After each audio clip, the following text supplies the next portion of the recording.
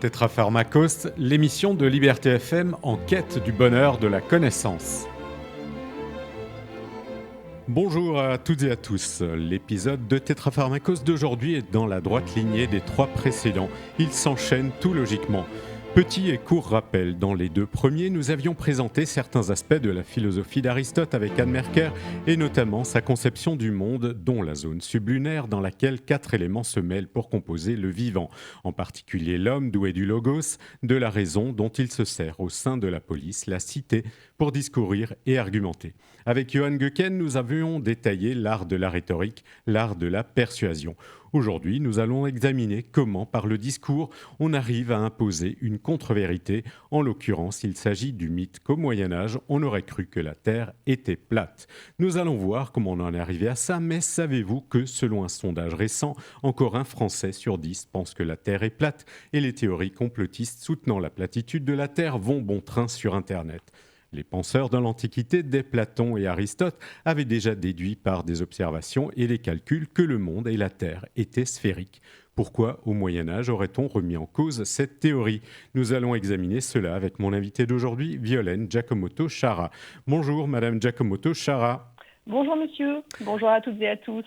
Vous êtes professeur de langue et littérature de la Renaissance et d'histoire des savoirs à l'université Bordeaux-Montaigne, spécialiste de l'écriture et de la circulation des savoirs de la nature à la fin de la Renaissance. Vous êtes la directrice du Centre Montaigne et organisez le Mois Montaigne à l'université de Bordeaux-Montaigne, événement qui vient de s'achever puisqu'il a eu lieu en novembre.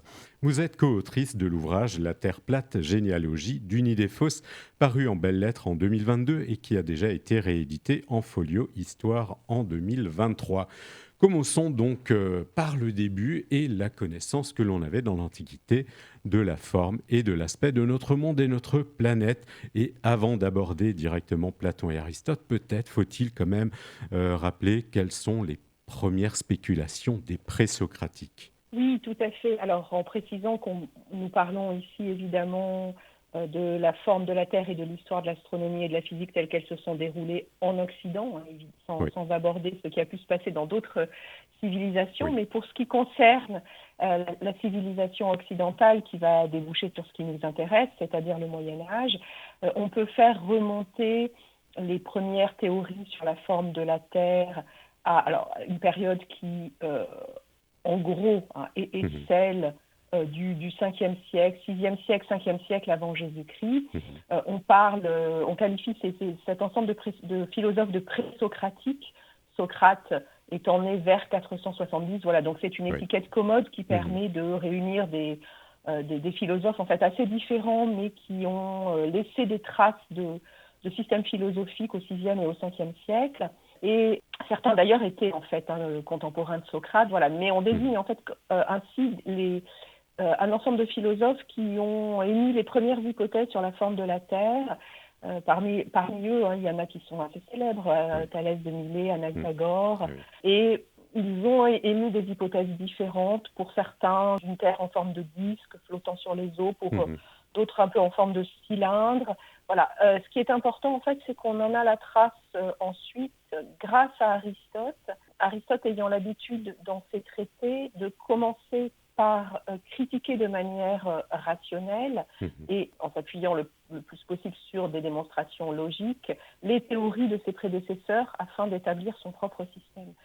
Donc, c'est les fragments des présocratiques aujourd'hui, je peux préciser. Voilà, on a des fragments de ces textes-là qui ont été réunis dans des éditions et traduits, mais à l'époque qui nous intéresse, c'est essentiellement en fait à travers la réfutation qu'en fait Aristote qu'on en a connaissance. Donc, ils sont d'emblée présentés comme des théories à écarter. Voilà, je pense que ça, c'est un point qu'on peut souligner, mais c'est intéressant parce que effectivement, ça témoigne que très très tôt, la philosophie s'est intéressée à une enquête sur la forme de la Terre et que les hypothèses sont variées.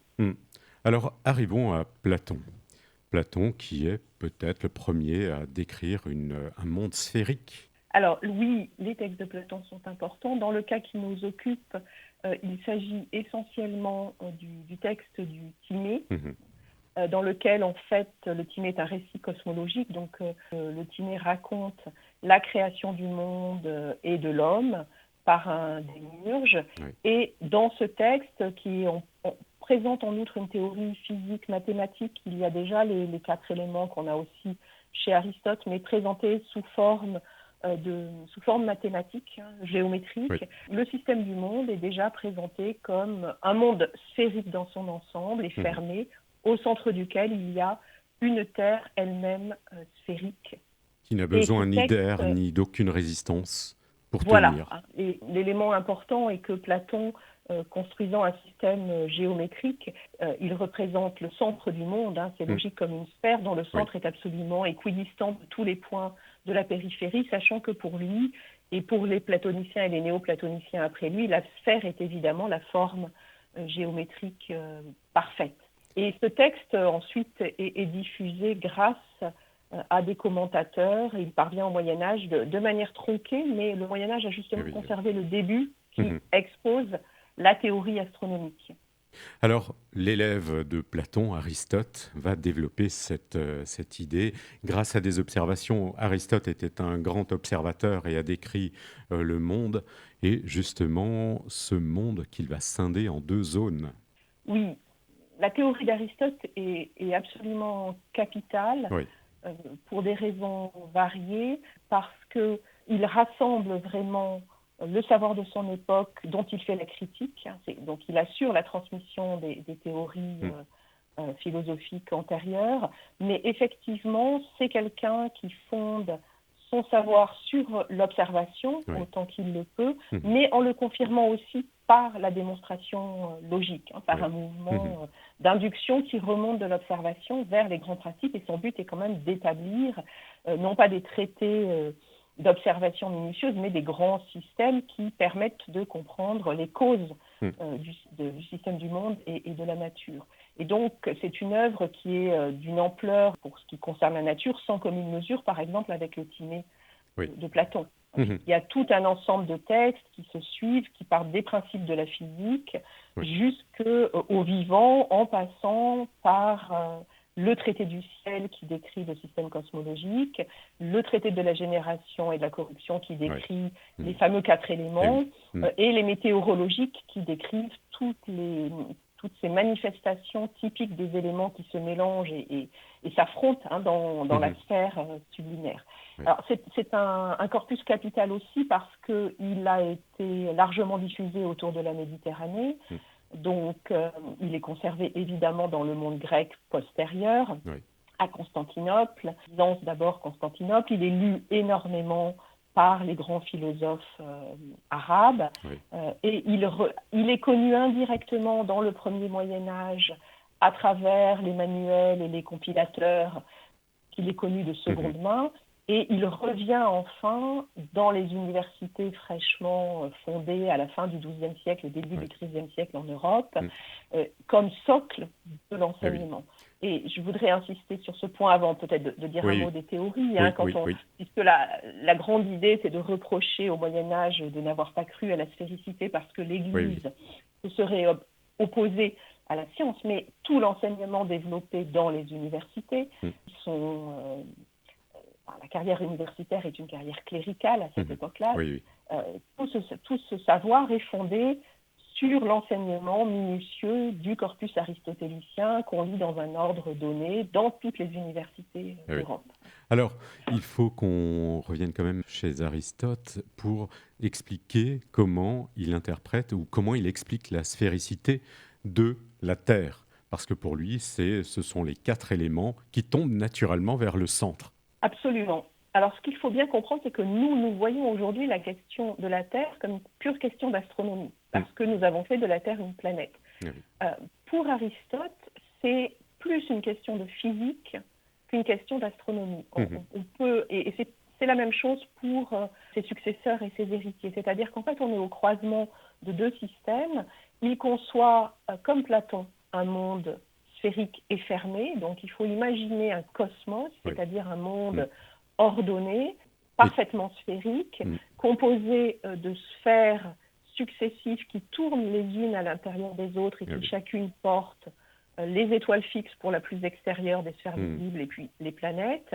Et il y a une sorte de frontière, voilà, vous avez dû le voir dans les émissions précédentes, c'est Exactement. important de le rappeler, il y a une Oui. sorte de frontière qui en fait est constituée par la sphère de la Lune, c'est Mhm. l'orbe de la Lune, Ah oui. qui marque une rupture du point de vue matériel entre l'univers du vivant, qu'on Mhm. appelle la sphère sublunaire sous C'est la ça. Lune, Mhm. et l'univers céleste. Alors, l'univers céleste est composé de ces sphères emboîtées, un Mhm. peu comme des poupées russes, Ouais, qui ouais. tournent à l'intérieur les unes des autres d'un mouvement régulier et parfait, Mhm. mathématique, et qui sont composées d'une matière, alors certains disent l'éther, d'autres le Oui. sorte de feu épuré, mais en tout cas qui Mhm. n'est pas sujette à transformation. Ouais. Par contre, à l'intérieur, la sphère sublunaire est composée de 4 éléments, l'eau, l'air, la terre et le feu. Mhm. Alors, qu'on représente traditionnellement sur les schémas de manière concentrique, avec une terre au centre entourée Oui. d'eau, puis d'air, puis de feu, Mhm. et dont en réalité les textes disent bien que ces 4 éléments se mêlent sans cesse, d'abord Oui.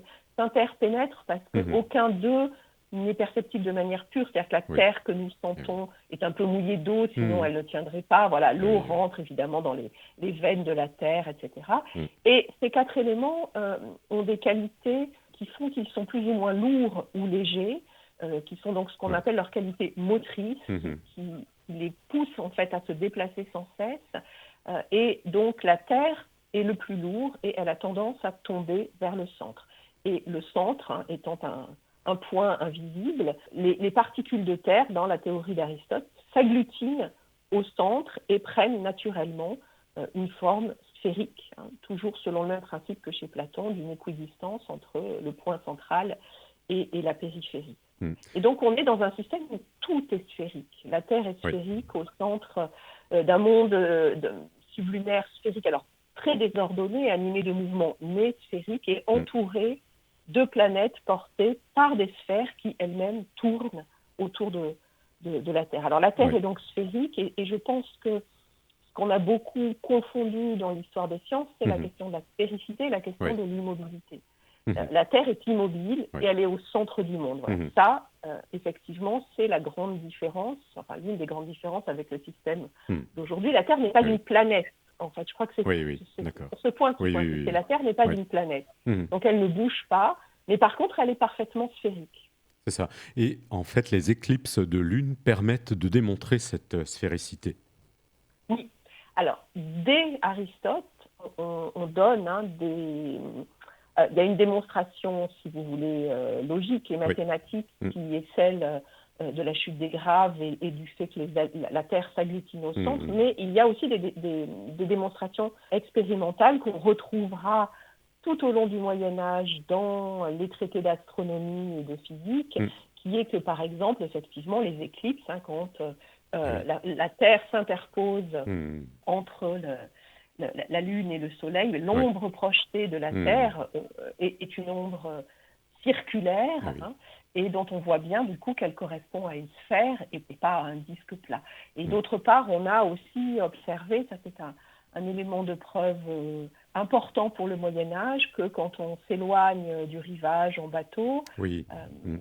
si on place un point de repère Mhm. vertical sur le rivage, eh bien, on voit disparaître la base Ah oui. avant de voir disparaître le sommet, de même que Mhm. sur un bateau avec un mât, c'est un peu plus tard, cette Ouais. preuve-là arrive un peu plus tard, mais l'homme monté au sommet du mât voit la Terre plus longtemps C'est que ça. l'homme qui se trouve sur le pont, et donc Eh oui. on interprète évidemment Mhm.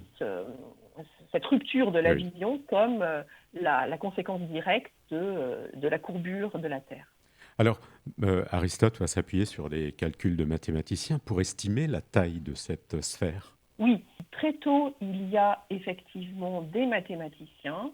La Grèce la grande Grèce Bien sûr. méditerranéenne est une grande civilisation de philosophie, Mhm. mais aussi de mathématiques. Et Aristote déjà a donné une Oui. estimation de la circonférence Mhm. qui est assez proche de la réalité. Alors, pour ce qui est de la mesure de la Terre, quand même, le mathématicien important est postérieur, Oui. c'est Oui. Ératosthène, C'est ça. Mhm. dont on date la naissance à peu près de Mhm. 275-76 avant Oui. Oui. Jésus-Christ, Mhm. et qui est un grand mathématicien, Mhm. et voilà, dont on a retenu le nom parce qu'effectivement, il y avait déjà des estimations Oui. Oui. de la circonférence terrestre, mais lui a mené une expérimentation Mhm. en calculant tout simplement la longueur Oui. des ombres portées un jour de solstice d'été pour montrer qu'à des points différents sur le même méridien, Oui. on obtenait une longueur différente qui permettait en fait de calculer la longueur de la Terre. Donc c'est très expérimental, en plantant un bâton à deux endroits, en calculant la différence entre deux villes en termes de distance. Mais il est arrivé, lui aussi, à une mesure alors qui est donnée en unité de mesure grecque, en stade grec. Oui. Donc il y a aussi des discussions sur la valeur exacte de cette unité de mesure. Enfin, si on laisse tous ces détails de côté, les spécialistes estiment qu'il obtient un résultat qui est à peu près de 40 000 km, donc on est tout près de la mesure réelle. Et c'est en général cette valeur-là qui a été retenue. Et donc ce qui se passe en fait dans les savoirs du monde méditerranéen à cette époque-là, c'est pour la partie philosophique, le système décrit et démontré par Aristote, à la fois sur des bases logiques et sur des bases expérimentales, et les calculs d'Ératosthène. Et donc on a une vision du monde qui, pour la partie, on va dire, astronomique, n'est évidemment pas du tout conforme à celle de notre science d'aujourd'hui, mais qui, pour la partie physique, la Terre au centre, est quand même déjà tout à fait pertinente, puisque, bon, certes, cette Terre est immobile, mais elle est sphérique et elle est bien mesurée. Ce qui est un point important parce que tous ces philosophes insistent aussi beaucoup sur le fait que cette Terre est toute petite par rapport à la taille du cosmos. Oui, ils s'en rendent compte déjà en fait. Et alors, ça c'est la partie, on va dire, théorique, mais ensuite, comme vous l'avez déjà évoqué, il y a les explorateurs, et notamment Pythéas, un navigateur marseillais du IVe siècle avant notre ère, qui a voyagé jusqu'en Islande et qui a décrit une nuit d'été polaire. Absolument, et il y a déjà aussi à cette époque-là, alors donc là on revient un petit peu en arrière, on est avant les calculs d'Ératosthène, des navigateurs effectivement qui vont assez loin. Alors Pythéas est célèbre parce qu'il a, semble-t-il, effectivement pu voyager jusqu'assez loin au nord, ce qu'on appelle dans la géographie grecque Thulé, c'est-à-dire en fait au-delà des actuelles îles britanniques, donc probablement l'Islande. Et donc il est monté, si j'ose dire, très au nord.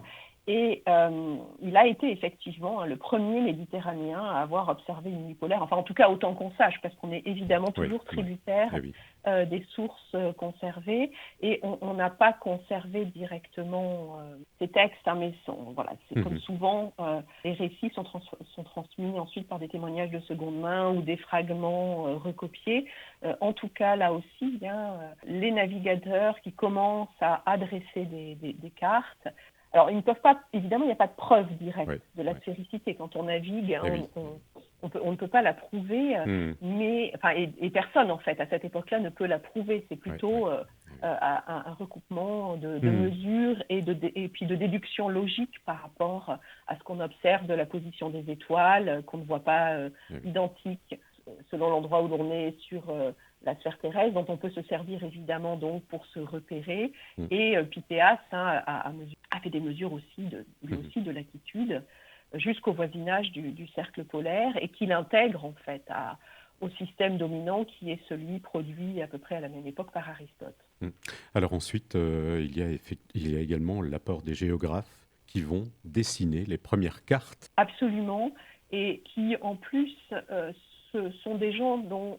Alors les manuscrits ont parfois été un temps perdu en Occident, mais qui continuent d'être lus dans le monde arabe et qui reviennent en Occident au Moyen-Âge ou au début de la Renaissance.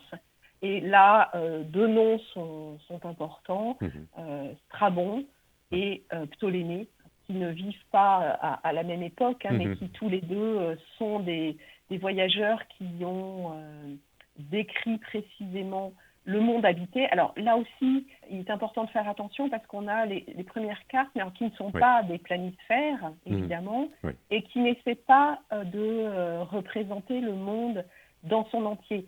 Ce sont des voyageurs, donc en fait, ils décrivent ce qu'ils ont observé. En fait, voilà. le monde Exactement, habité. Ce qu'on appelle l'écoumène, qui est le monde habité. Alors Strabon est un géographe du 1er siècle avant Jésus-Christ, un grec. Et on a de lui tout un ensemble de fragments dans lequel il rapporte ses voyages, mais dans lequel il dit aussi qu'il a pu céder des hypothèses mathématiques et physiques de ses prédécesseurs. Et il établit une première carte qui représente en fait le monde connu autour de la Méditerranée. Donc on a un petit bout d'Europe, un petit bout d'Afrique et un bout d'aujourd'hui le Moyen-Orient et l'Asie. Mais voilà, on a déjà aussi un repérage important dans l'espace et ce ne sont pas des cartes nécessairement symboliques. Simplement, là aussi, elles ont souvent été mal interprétées parce que comme ce sont des cartes très partielles qui correspondent à la partie du territoire qui a été explorée et en général au cours de voyages autour de la Méditerranée, mais on a une espèce de grand rectangle avec une forme. Alors, certains ont dit oui, c'est une forme de trapèze, pyramide.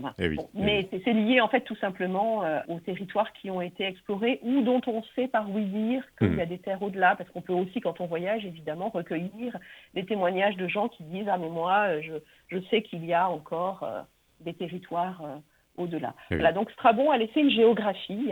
C'est aussi à ces voyageurs qu'on doit l'utilisation de ces termes-là, littéralement l'écriture sur la terre, où il a aussi compilé et critiqué, comme le fait Aristote avec ses prédécesseurs. Strabon fait la même chose, il compile, il critique les géographies des savants qui précèdent. Voilà. Et l'autre grand nom, qui est plus tardif, c'est Ptolémée, qui est très important parce que c'est aussi un grand mathématicien. Il a laissé une géographica, justement. Voilà, Ptolémée vit plus tard, c'est probablement vers le 2e siècle. 100, voilà, et puis il meurt vers la fin du 2e siècle, 168 probablement.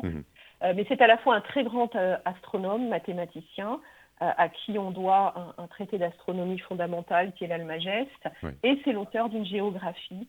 Alors l'Almageste reste connu pendant le Moyen-Âge, même si on ne l'a pas de première main, mais la géographie réapparaît et revient sous forme de manuscrit à la fin du XVe siècle à peu près.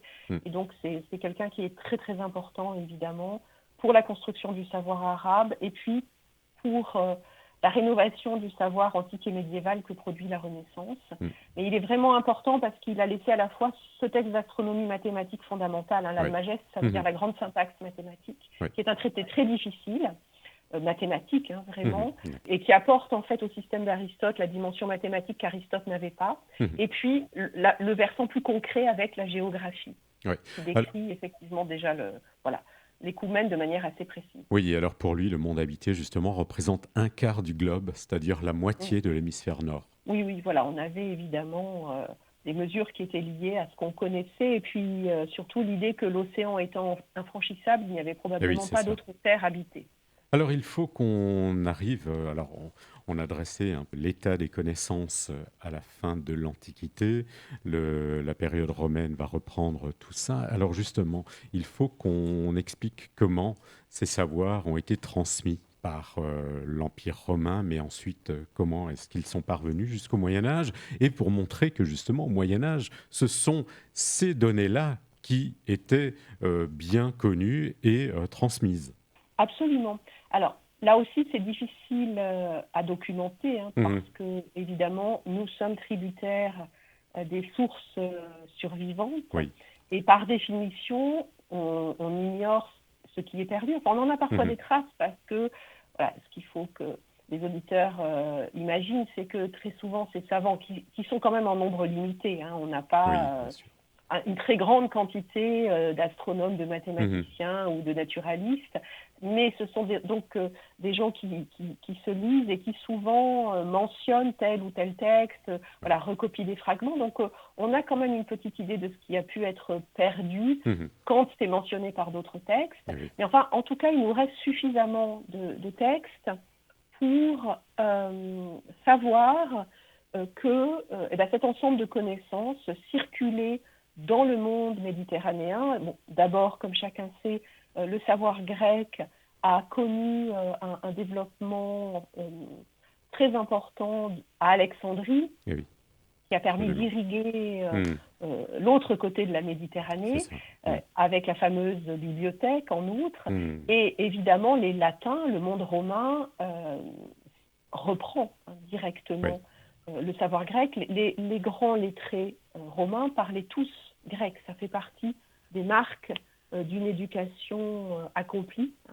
Et donc, d'abord, dans le monde latin même, on lit le grec, mais ensuite, ce qui est important peut-être, parce que dans les jugements qui ont été portés ensuite à la fin, enfin, sur ce qui s'est produit à la fin de l'Empire romain, c'est que soit le savoir gréco-romain a été complètement perdu, soit ça n'était un savoir qui n'était possédé que par une toute petite élite. Hein. Or, effectivement, ce qui me paraît surtout important, c'est qu'à côté de ce savoir des élites qui lisaient probablement pour la plupart en grec, on a aussi vraiment des manuels, hein, ce qu'on peut appeler des manuels, comme aujourd'hui, donc des ouvrages de compilation qui exposent ce qui est considéré comme l'opinion la plus probable, parce que il ne faut pas cacher qu'il peut y avoir aussi des opinions divergentes. Bien sûr. Voilà, la Terre plate, peut-être, je ne suis pas trop, mais en tout cas, éventuellement des formes différentes, mais en tout cas, ou des explications différentes, mais en tout cas, le principe des manuels, c'est comme aujourd'hui, c'est que ça correspond à une forme de science officielle. Alors, le terme est anachronique, hein, mais c'est un peu ça l'idée. Et dans ces manuels, en particulier, l'un d'entre eux est important, c'est celui de Théon de Smyrne. Alors, Théon de Smyrne a vécu au IIe siècle après Jésus-Christ, et il a laissé un ouvrage intitulé, enfin qu'on traduit aujourd'hui sous le nom qu'on appelle Les savoirs mathématiques sont nécessaires, dont on a des éditions modernes hein, dans les ouvrages consacrés à la science grecque et puis à la science hellénistique. Et il recueille évidemment la théorie d'Aristote et les textes de Platon, mais tout un ensemble hein, de savoirs qui l'ont précédé. Il mentionne en particulier Ératosthène et Hipparque, enfin un ensemble de mathématiciens et d'astronomes. Et le but était vraiment de donner une vue d'ensemble, simplifiée, hein, sans grand calcul mathématique, mais des connaissances mathématiques et astronomiques essentielles pour un homme cultivé de cette époque-là. Et il a participé vraiment au développement de ce qu'on peut appeler une littérature de vulgarisation. Cet ouvrage probablement peut circuler dans le monde occidental, hein, mais il a nourri les lectures qui sont faites dans toute une partie du monde méditerranéen. Et puis c'est pareil, il a été lu par les Romains, hein, probablement avant la chute de l'Empire romain. Mais en tout cas, c'est un texte important parce que ça montre qu'il existait des manuels, et on sait aussi que le modèle même a pu être recopié ou diffusé. Voilà. Donc, et par ailleurs, évidemment, dans le monde latin, il y a des philosophes et des naturalistes, et donc chez des philosophes comme Cicéron, qui ne s'occupent pas que de philosophie éthico-morale, on a aussi des présentations de systèmes physiques, cosmologiques et religieux de diverses sectes philosophiques, et puis on existe aussi évidemment des adaptations du Timée et surtout le grand texte de l'histoire naturelle de Pline, alors qui est vraiment capital parce que, alors il parle de plein de choses, hein, pas simplement de physique et d'astronomie, puisque c'est une énorme description du monde naturel, mais ce texte-là, qui recueille vraiment le savoir disponible, n'a jamais été perdu, et il est lu en continu pendant le Moyen-Âge. C'est vraiment la Bible scientifique de l'Occident latin. Alors il faut qu'on arrive quand même à la période chrétienne, avec un auteur qui va jouer un rôle clé dans la mésinterprétation, c'est Lactance, avec ses institutions divines, qui a vécu au IIIe, IVe siècle. Et alors, on l'a évoqué, alors on l'a peut-être pas encore assez évoqué, mais l'histoire des antipodes va jouer un rôle fondamental, puisque si on parle de sphéricité, il y a forcément une zone habitée que l'on connaît, mais de l'autre côté, il y a quoi ? Est-ce qu'il y a des gens qui y habitent ? Est-ce qu'ils marchent la tête à l'envers ? Ça va poser beaucoup de problèmes, et notamment Lactance va être hostile à l'idée des antipodes, et c'est un élément clé dans notre histoire. Alors oui, absolument. Lactance est un élément clé, enfin, dans l'histoire de la construction du mythe, d'une croyance médiévale en la Terre plate. Voilà. Si vous me permettez, je reviens un tout petit peu en arrière, mais très rapidement, pour signaler qu'il y a tout un ensemble de relais entre le monde païen romain qu'on vient d'évoquer, en particulier avec Pline, et le monde médiéval. Hein. Et donc, effectivement, quelque chose se joue on va dire entre le 4e et le 6e siècle. Oui. L'Empire romain s'effondre Eh oui, à la eh oui. fin du 4e Bien siècle sûr. avec son système administratif et aussi du coup son système scolaire. Mais on a un certain nombre d'auteurs qui sont pour certains des auteurs encore païens, pour d'autres des auteurs chrétiens, pour d'autres c'est discuté, on ne sait pas en fait s'ils sont chrétiens ou Oui, pas, mais qui sont des passeurs de ce système-là. Mhm. Alors c'est important parce que eux, nous avons leurs textes, en Oui. particulier Macrobe au 4e siècle, C'est et ça. puis Mhm. Marcianus Capella au Eh 5e oui, siècle, sont des bien gens qui ont sûr. écrit des textes parfaitement conservés, souvent avec un très grand nombre de manuscrits, et qui transmettent ces connaissances antiques sur la sphéricité, qui C'est ça. transmettent les connaissances d'Aristote sur les éléments qui sont absolument admis par tous, et il n'y a absolument pas de discussion. Oui. Et pourtant, alors qu'on a ces textes, Mm. le commentaire sur le songe de Scipion et C'est ça. les Saturnales de Eh Macrobe, oui. ou qu'on a les textes de Marcianus Capella, en particulier donc les notes de philologie et de Mercure, qui sont vraiment ce qu'on peut appeler des encyclopédies. Oui. C'est sur Lactance que se fonde l'idée que le Moyen-Âge a cru que la Terre était plate. Alors je pense qu'il faut tout de suite dire que ce cas Lactance, c'est le cas d'un personnage qui a réellement existé, mais que en fait c'est un personnage qui a été largement instrumentalisé beaucoup plus tard par Voltaire au XVIIIe siècle pour essayer de prouver que l'Église avait toujours été hostile à la science et obscurantiste. Alors, Lactance, c'est un rhéteur, un spécialiste de rhétorique, qui est probablement mort à la fin du premier quart du IVe siècle. On n'a pas de date supposée de naissance. Et c'est donc quelqu'un, effectivement, qui n'a pas contesté directement la sphéricité, mais qui a effectivement contesté très violemment l'existence des antipodes. Alors, il faut quand même signaler que le terme d'antipode est ambigu. Parce que ça peut désigner, comme aujourd'hui, le point opposé de la Terre si on tend un axe à travers la sphère, mais c'est, en fait, le sens, c'est plutôt, la plupart du temps, les gens qui habitent de l'autre côté. Et donc, c'est un bon exemple de la façon dont il faut se méfier des textes, parce que quand on conteste l'existence des antipodes, on ne conteste pas nécessairement la sphéricité. On peut contester l'existence d'hommes qui habiteraient de l'autre côté. Et d'ailleurs, Lactance dit que c'est complètement absurde d'imaginer qu'il y ait des hommes qui aient les pieds en haut et la tête en bas. Mais avoir les pieds en haut et la tête en bas, ça pourrait se produire sur un disque comme sur une sphère. Vous voyez que c'est pas du tout facile à interpréter. En attendant, effectivement, il y a dans le texte de Lactance, qui est parfaitement conservé par ailleurs, les institutions divines. Une attaque très très violente contre cette idée des antipodes. Alors c'est intéressant parce que on retient et on cite Lactance, qui n'est pas un astronome, qui n'est pas un mathématicien, qui n'est pas considéré par les gens de son temps comme ce qu'on appellerait un scientifique, mais voilà, mais plutôt quelqu'un qui d'abord qui a une très belle plume et puis qui s'occupe plutôt de théologie. L'ouvrage s'appelle Les institutions divines. Et en fait, alors on est au cœur du problème en fait qui nous occupe, c'est-à-dire que quand il a fallu construire des preuves dans le cadre du combat des Lumières contre une Église qui s'était effectivement à ce moment-là beaucoup rigidifiée, et dans le cadre d'un combat contre les Lumières philosophiques et la science nouvelle, et puis une Église devenue complètement archaïque, Voltaire en particulier est allé chercher Lactance.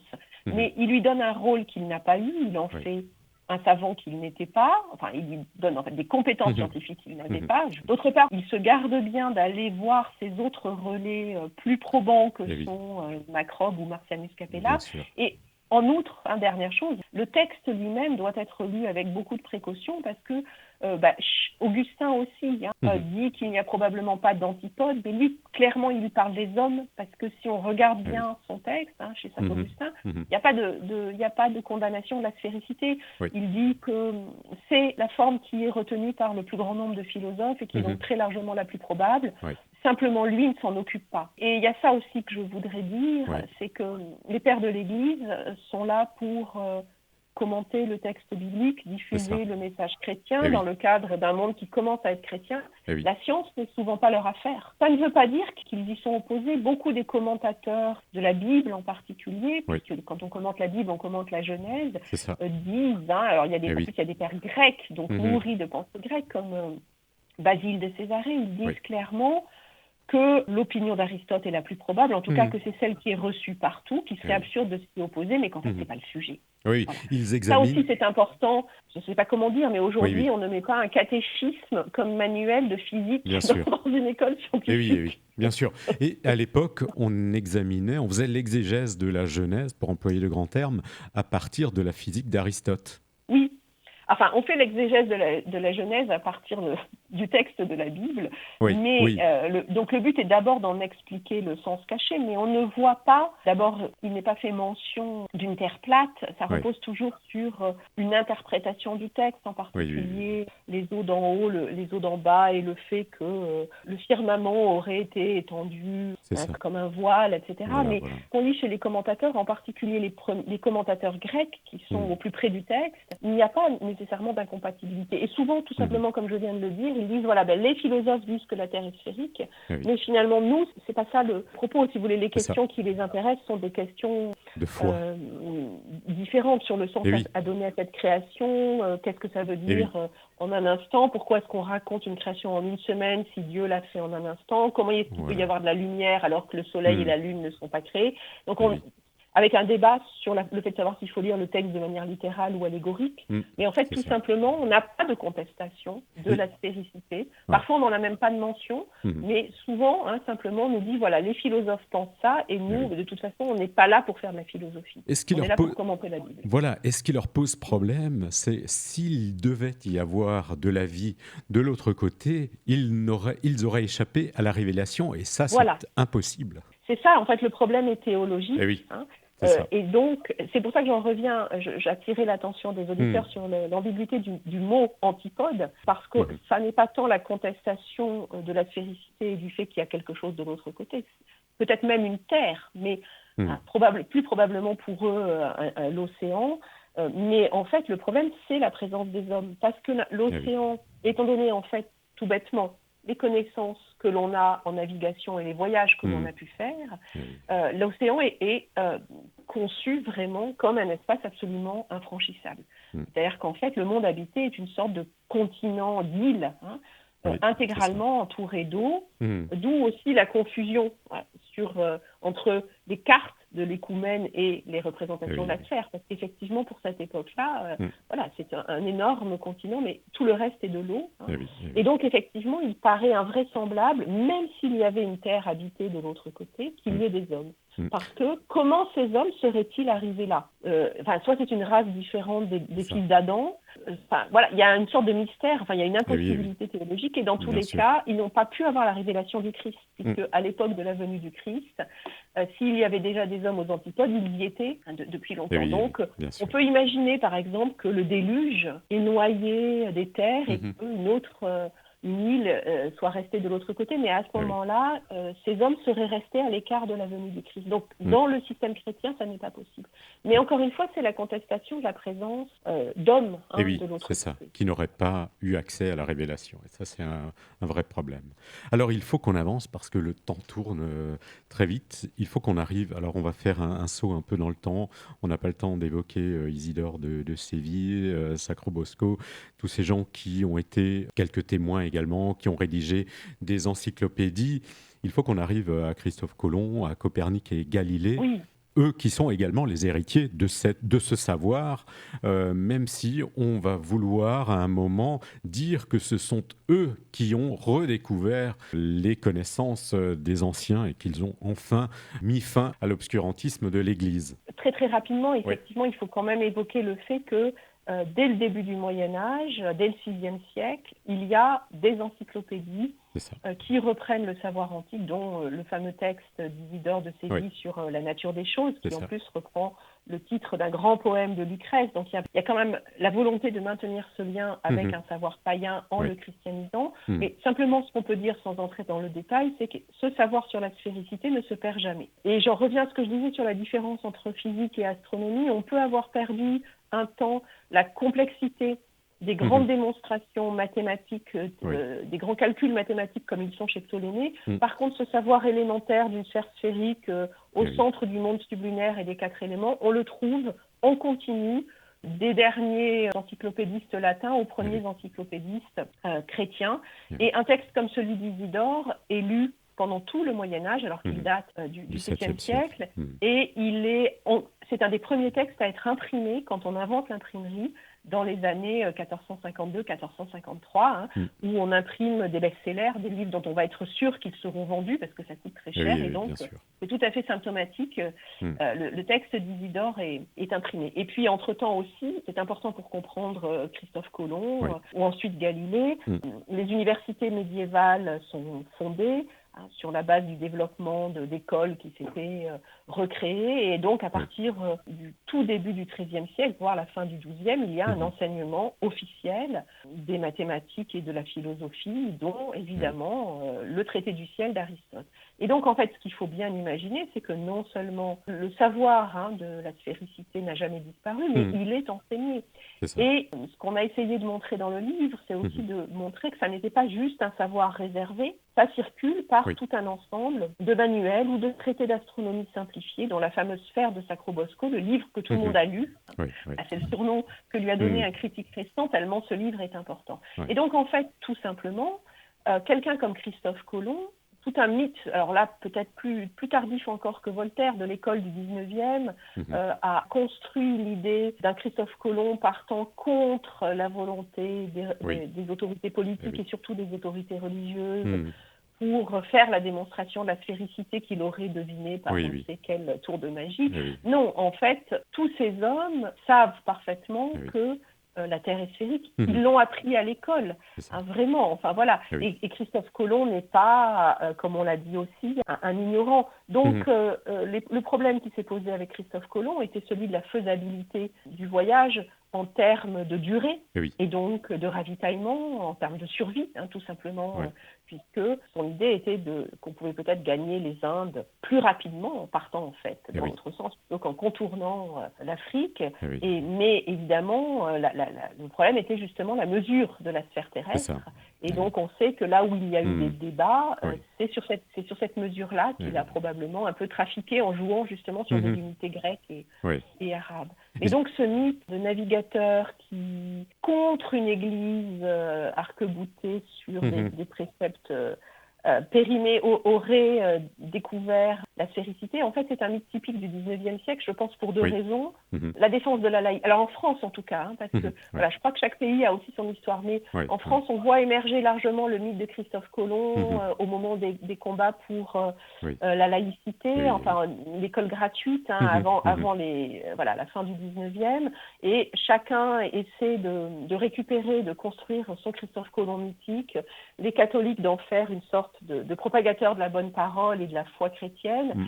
et au contraire, les athées, les républicains, de montrer Oui. qu'il s'est opposé à un pouvoir théologique obsolète, et surtout, je pense qu'il y a aussi une volonté de faire triompher la pratique, l'expérience et l'empirisme, et c'est tout à fait typique du 19e, c'est-à-dire qu'on fait du grand système aristotélicien, sans l'avoir bien regardé, un modèle de système détaché du réel, ce qu'il Mhm. n'est pas, Ouais. reposant sur une logique en plus, alors transmise par la scolastique médiévale, qui est présentée comme Eh oui. une sorte de science complètement stérile qui Mhm. tourne sur elle-même et répond aux questions qu'elle a elle-même suscitées. Eh oui.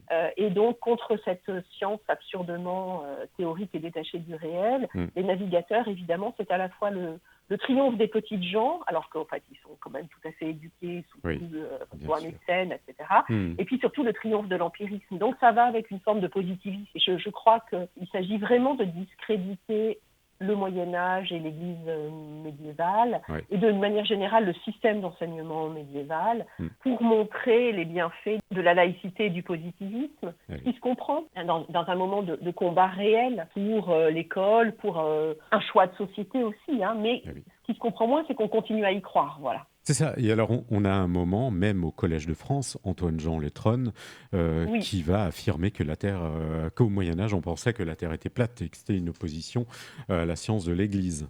En fait, tout ça remonte à Voltaire, Oui, qui, oui. justement en allant chercher Lactance et d'autres textes, mais qui n'étaient absolument pas connus ni utilisés au Moyen-Âge, a construit une image complètement fictive. Voltaire a une plume qui est quand même merveilleuse. Enfin, Ouais. il est à la fois très intelligent et très drôle. Oui. C'est un philosophe phare de la philosophie des Lumières, donc son œuvre a eu un impact considérable. Oui. Et il est probable en plus qu'il a été involontairement aidé par les érudits, les bénédictins en particulier, qui traduisaient ces textes de l'église d'Antioche et qui eux-mêmes prenaient des précautions et ne voulaient pas apparaître comme des catholiques rétrogrades. Ouais. En tout cas, Voltaire a fait, ça c'est certain, que ce mythe de la Terre plate, de la croyance de la Terre plate au Moyen-Âge s'est construit à ce moment-là. Et qu'il a eu un impact très très important. Et donc il est en fait repris directement au XIXe siècle et à son tour instrumentalisé dans tout un ensemble de querelles entre catholiques et protestants, par exemple, entre chrétiens et athées, dans le cadre du darwinisme, tout un ensemble de querelles religieuses et politiques dans lequel il est important de désigner l'adversaire. Et donc on confond souvent ce qui est une œuvre polémique, voire pamphlétaire, avec une œuvre scientifique. Enfin, Voltaire n'est pas un historien des sciences. Et il est lancé dans un combat philosophique. Mais c'est un mythe qui aura la vie dure et qui a même la vie dure, on peut le dire, puisqu'on en retrouve encore des traces parfois dans certains manuels scolaires et dans la littérature et le cinéma. On s'est amusé à pister ça parce que moi je le vois et Sylvie Noni également, puisque elle enseignait la physique, elle est agrégée de physique à côté de ses recherches en philosophie arabe médiévale. Et encore aujourd'hui, on a tout le temps des élèves qui nous disent « Mais moi, j'ai appris à l'école qu'au Moyen-Âge, on croyait que la Terre était plate. » Et il y a même encore partout sur le net, y compris des podcasts qui se présentent comme des podcasts de vulgarisation scientifique, qui reprennent tous ces lieux communs. Le savoir s'est perdu, ou alors la sphéricité n'était connue que d'une toute petite élite, etc. On a des versions différentes. Et donc, effectivement, je crois que, en fait, là, en tout cas en France, la force du mythe a été portée par la force de l'école républicaine. Et là aussi, ça se comprend. Moi, je ne suis pas là pour juger. Je comprends très bien que dans le cadre d'une école qui veut se construire comme une école laïque, et on doit beaucoup à cette école-là. Enfin, j'ai des ancêtres hussards noirs de la République, donc je ne vais certainement pas jeter la pierre à l'école de la Troisième République, qui est admirable. Mais il fallait simplifier les choses. Il fallait aussi, effectivement, désigner un adversaire. Donc on a noirci considérablement le monde médiéval et l'Église. On a aussi parfois confondu l'Église du XVIIIe ou du XIXe siècle. Qui s'est un peu c'est beaucoup moins éclairé avec l'Église médiévale. Voilà, on a projeté les combats du moment sur le passé. Et en fait, la force des manuels scolaires et des habitudes a ancré le phénomène. Alors c'est pour ça qu'on a fait ce livre. Je pense que c'est important de dire qu'on n'apporte pas d'informations franchement nouvelles dans le livre. Ce qu'on a essayé de faire, parce que tout ça a été déjà été étudié par des collègues médiévistes, mais qui ont prêché dans le désert. Et ce qu'on a essayé de faire, c'est de montrer par où ça circulait, de prouver qu'on connaissait au Moyen-Âge ces théories. En particulier, moi je suis spécialiste de vulgarisation, donc voilà, je travaille sur ces voies d'écriture en français, de diffusion par des manuels, des encyclopédies. Donc c'est un savoir qui est largement sorti des universités. On a voulu mettre à disposition justement des lecteurs les textes et les preuves et puis montrer qu'il faut aller vérifier, qu'on peut trouver les sources et qu'en fait si on va regarder les textes, il apparaît immédiatement que cette question de la croyance en une terre plate, c'est une sorte de gigantesque fake news, comme on dit aujourd'hui. Très bien. Eh bien, écoutez, merci beaucoup, Mme Giacomoto Chara, de nous avoir éclairé sur ce point. Et j'invite tous nos auditeurs à se procurer votre livre qui s'intitule donc La Terre plate, généalogie d'une idée fausse, paru d'abord aux Belles Lettres, mais qui est accessible aujourd'hui en folio Histoire. Merci beaucoup, Mme Giacomoto Chara. Merci à vous. Au revoir. Au revoir. Mon prochain invité est Sébastien Morlet, maître de conférences en langue et littérature grecque à l'université Paris-Sorbonne, et nous parlerons des chrétiens et de la culture au 1er-6e siècle de notre ère. À très bientôt donc.